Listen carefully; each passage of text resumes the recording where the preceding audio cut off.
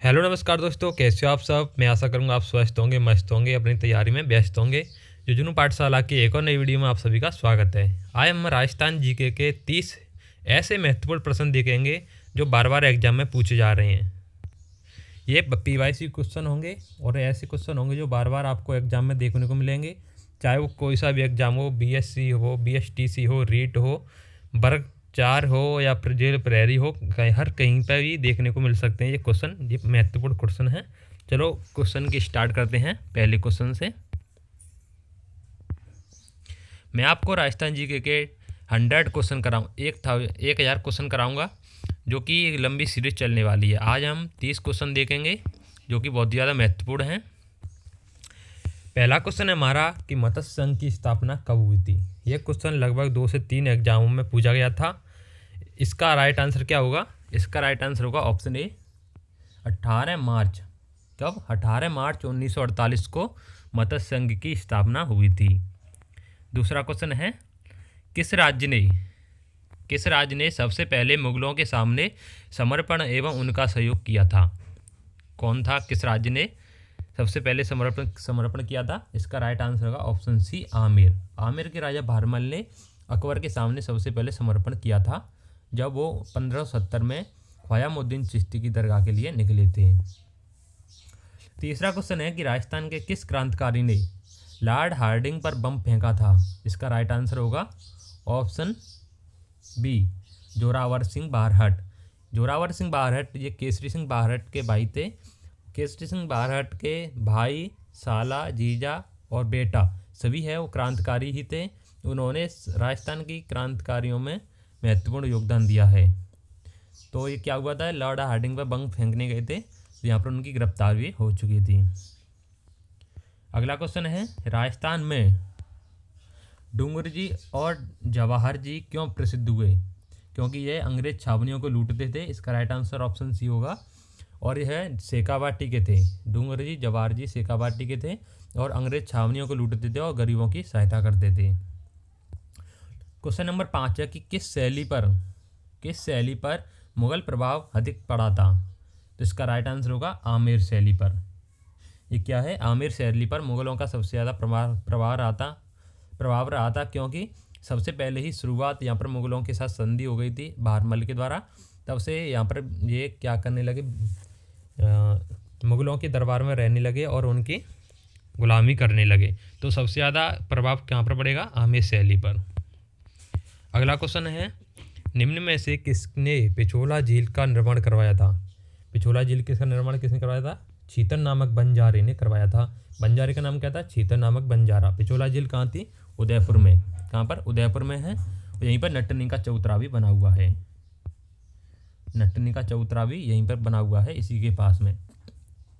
Question number 7 है कि गणेश सभ्यता कौन सी है? गणेश सभ्यता है वो कौन सी है? वो ताम्रयुगीन सभ्यता है। गणेश सभ्यता है वो सीकर की है। तो बढ़ते हैं अगले क्वेश्चन की ओर। क्वेश्चन नंबर 8 है कि यूनानी इतिहास में किस स्थान का उल्लेख मिलता है? तो यूनानी इतिहास में किसका उल्लेख मिलता है? मध्यम का। ये कहाँ पे है? चित्तौड़गढ़ में। ये कहाँ पर है? चित्तौड़गढ़ में है माध्यम का। इसका यूनानी इतिहास में इसका नाम मिलता है। अगला क्वेश्चन है कि केसरी सिंह बारहट की मृत्यु कब हुई थी? आपको बताना है केसरी सिंह बारहट जो जोरावर सिंह बारहट के भाई थे, ये बड़े भाई थे, वो छोटे भाई थे। इसकी मृत्यु 14 अप्रैल 1941 में हुई थी। 14 अप्रैल 1941 में हुई थी। तो बढ़ते हैं अगले क्वेश्चन की ओर। हमारा अगला क्वेश्चन है कि हरबाबू उपाध्याय ने महावीर प्रसाद द्विवेदी के साथ मिलकर कौन सी पत्रिका का संपादन किया था? इसका राइट आंसर कौन सा होगा? Option C Saraswati. सरस्वती क्या थी? मासिक पत्रिका थी। इसका संपादन किसने किया था? हरबाबू उपाध्याय ने महावीर प्रसाद द्विवेदी के साथ मिलकर किया था। ये क्वेश्चन है वो साहित्य का है। और क्वेश्चन नंबर 11 है कि जैन आचार्य हरिभद्र सूरी का जन्म कहाँ हुआ था? इसका राइट आंसर क्या होगा? इसका राइट आंसर होगा चित्तौड़गढ़। तो जैन आचार्य हरिभद्र सूरी का जन्म कहाँ हुआ था? चित्तौड़गढ़ में हुआ था। ये इंपॉर्टेंट क्वेश्चन है, आपको इसको याद करके रहना है। ये क्वेश्चन तो आने चाहिए क्योंकि प्रीवियस ईयर के क्वेश्चन हैं और पिछले साल आए हुए भी हैं। पिछले साल किसी ना किसी एग्जाम में आए हुए हैं। राजस्थान में सर्वाधिक जनसंख्या वाला जिला है वो कौन सा है? जयपुर है। और इनका जनघनत्व भी सबसे ज़्यादा है। और सबसे कम जनसंख्या कहाँ पर है? सबसे कम जनघनत्व कहाँ का है? जैसलमेर का है। तो क्वेश्चन नंबर 13 है कि नालीसर में आहत मुद्राएं इंडो ग्रीक मुद्राएं और गुप्तकालीन चांदी के सिक्के हैं, वो साथ साथ 105 तांबे के मुद्राएं भी मिली हैं, वो कहाँ पर स्थित है? नालीसर कहाँ पर स्थित है? जयपुर में। सांवर जयपुर के पास नालीसर है, वहाँ पर स्थित है। क्वेश्चन नंबर 14 है उदयपुर में स्थित अरावली पर्वतमाला है, वो तस्टीनुमा पहाड़ियों को स्थानीय भाषा में क्या कहते हैं? गिरवा कहते हैं। क्या कहते हैं? गिरवा। गिरवा क्या है? तस्टीनुमा आकृति की क्या होती हैं? पहाड़ियाँ होती हैं जो कि उदयपुर में स्थित हैं। क्वेश्चन नंबर 15 है कि गोपाल योजना में सामुदायिक स्वावलंबन की भावना है, इसका मुख्य उद्देश्य क्या है? यहाँ पर है कृत्रिम गर्भाधान द्वारा पशु नस्ल का क्या करना है? संवर्धन करना है। कृत्रिम गर्भाधान के द्वारा पशुओं का संवर्धन करना है, अच्छी नस्ल की पशुओं की नस्ल तैयार करना है। अगला क्वेश्चन है 16 नंबर का है कि राजस्थान में कपास को क्या कहते हैं? ग्रामीण भाषा में क्या कहते हैं? कपास को क्या कहते हैं? बढ़िया कहते हैं। ये क्वेश्चन तो काफ़ी बार क्वेश्चन इंपॉर्टेंट है, कई बार पूछा भी गया है कि राजस्थान में ग्रामीण भाषा में कपास को क्या कहते हैं? तो इसको बढ़िया बोलते हैं। क्वेश्चन नंबर 17 है हमारा, राजस्थान में काम के बदले अनाज में मजदूरी का भुगतान होता है, इसे क्या कहते हैं? अनाज के रूप में। काम के बदले अनाज में मजदूरी का भुगतान होता है। क्या होता है कि गांव में क्या होता है कि मजदूरी करने जाते हैं, उनको 10 किलो 5-10 किलो बीघे के हिसाब से पर पर्सन ऐसे मिलता है, कटवाने का और खड़ा करवाने का, इकट्ठा करवाने का, ऐसा अनाज के बदले में काम करवाया जाता है। 18 नंबर क्वेश्चन है कि राजस्थान राज्य के पश्चिमी भाग में वनस्पति नष्ट होने का प्रमुख कारण क्या है? पश्चिमी भाग मतलब जैसलमेर साइड में, बाड़मेर साइड में, वहाँ पर क्या है? इसका अत्यधिक पशुचारण। वहाँ पर क्या होते हैं? ऊँट ज़्यादा हैं, भेड़ बकरियाँ ज़्यादा हैं, तो वहाँ पर क्या होता है? पशुचारण के लिए निकलते हैं गांव के लोग, और छोटे छोटे पेड़ों को और बड़े बड़े पेड़ों को ऊँट खा जाते हैं, छोटे छोटे को भेड़ बकरियाँ चर जाती हैं, इसलिए वहाँ पर वनस्पति नष्ट होने लगी है। क्वेश्चन नंबर 19 है कि निम्न में से खनिजों की दृष्टि से राजस्थान में कौन सा भाग समृद्ध है? आपको बताना है कि खनिज सबसे ज़्यादा कहाँ मिलेंगे? अरावली में। अरावली पर्वत क्षेत्र में सबसे ज़्यादा खनिज मिलेंगे। और पेट्रोलियम और गैस की बात करिए तो पश्चिमी रेगिस्तान में मिलेंगे। कहाँ पर मिलेंगे? पश्चिमी रेगिस्तान में। क्वेश्चन नंबर 20 है, राजस्थान संघ का 25 मार्च 1948 को उद्घाटन कहाँ पर हुआ था? इसका राइट आंसर होगा कोटा में। कहाँ पर हुआ था? राजस्थान संघ का 25 मार्च 1948 को उद्घाटन कोटा हुआ था। यह राजस्थान के एकीकरण से संबंधित क्वेश्चन है, बहुत ज़्यादा इंपॉर्टेंट है राजस्थान के एकीकरण। इसमें से कोई ना कोई एक क्वेश्चन हर एग्जाम में देखने को मिलेगा, आपको उनको रट के जाना है। निम्न में से बिजौलिया ठिकाने के संस्थापक कौन है? बिजौलिया ठिकाना है वो अशोक परमार ने बनाया था।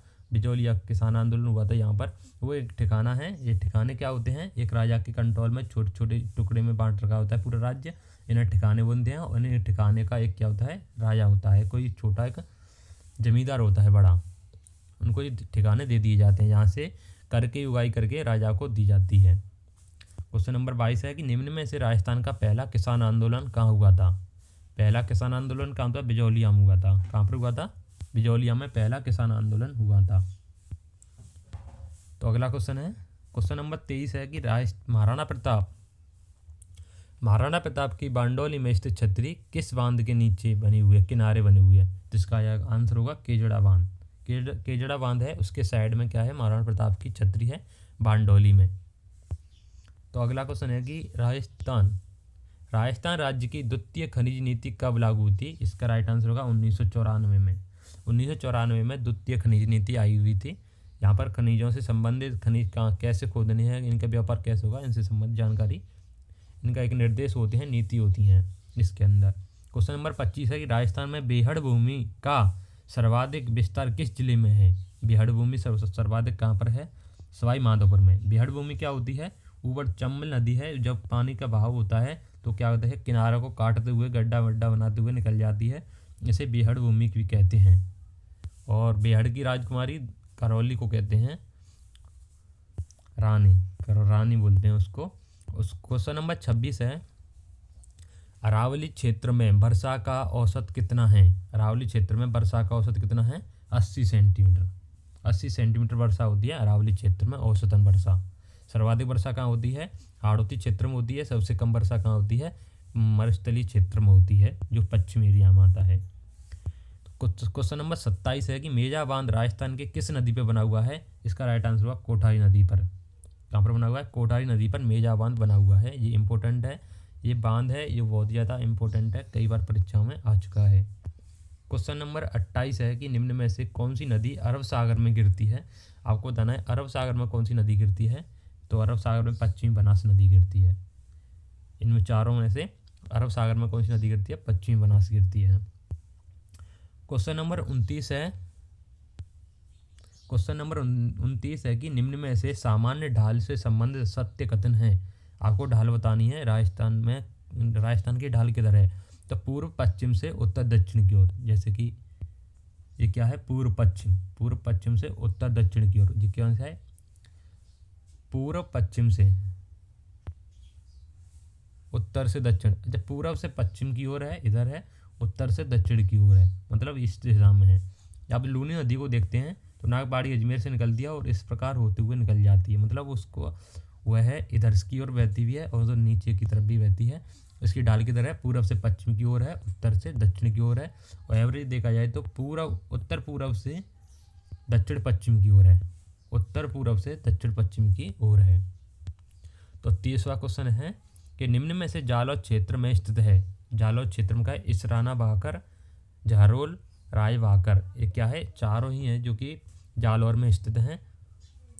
जो राजस्थान में जो अरावली पर्वतमाला है उसका क्षेत्र है जालौर में, उसकी यह नाम है।